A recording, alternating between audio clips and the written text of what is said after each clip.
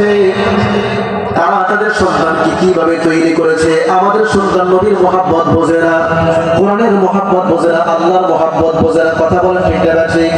এই কারণেই তো নবীর মহব্বত না জানার থাকার কারণে, আল্লাহর মহব্বত না থাকার কারণে, কোরআনের মহব্বত না থাকার কারণে এদের অন্তরের ভিতরে বাপ মার প্রতি মহব্বত হয় না। কথা বলেন ঠিক না ঠিক? এই কারণেই তো জায়গায় জায়গায় শোনা যায় সন্তান করে বাবারে পিতায় নাউজুবিল্লাহ কতটা অপদস্থ হয়ে পড়ে সন্তান বাবারে পিটাইতে পারে।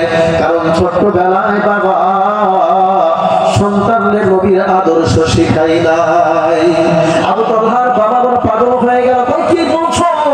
ছোট্ট মানুষ নবীর সাথে কথা বলবা, হাতটা ছেড়ে দিয়েছে।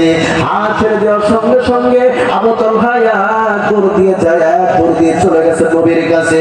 যাওয়ার পরে বলছে আসসালাতু ওয়াসসালামু আলাইকা ইয়া রাসূলুল্লাহ, আসসালাতু ওয়াসসালামু আলাইকা ইয়া হাবিবাল্লাহ। আয় ও আবু তালহা, তুমি কি বলবা? তুমি কি আমার সাথে কথা বলতে চাও নাকি? বসো।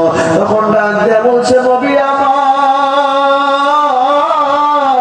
আপনি কি মনে করেন আমার বাবাই শুধু আপনারা ভালোবাসে?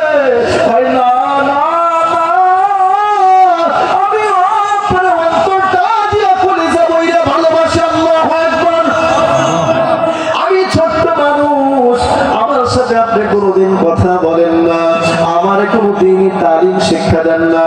আমি কি আপনারে মোহাব্বত করি না? আমি কি আপনারে ভালোবাসি না? আমার বাবা যেমন আপনারে ভালোবাসে, আমি তালহাও তো আমি আপনারে ভালোবাসি, মোহাব্বত করি। নবীর কথা শুনিয়া আনন্দ উৎফুল্ল হয়ে গেল। একটা ছোট্ট বাচ্চা আমারে মোহাব্বত করে। নবীজি হাসি তামাশা করে মস্কারা বললেন, আবু তালহা সত্যি কি তুমি আমাকে ভালোবাসো? বললেন, ওগো নবীজি, আমি আপনাকে শুধু ভালোবাসি না, আপনার জন্য আমার পুরো জীবনটাই দিয়ে দিতে পারি। সুবহানাল্লাহ।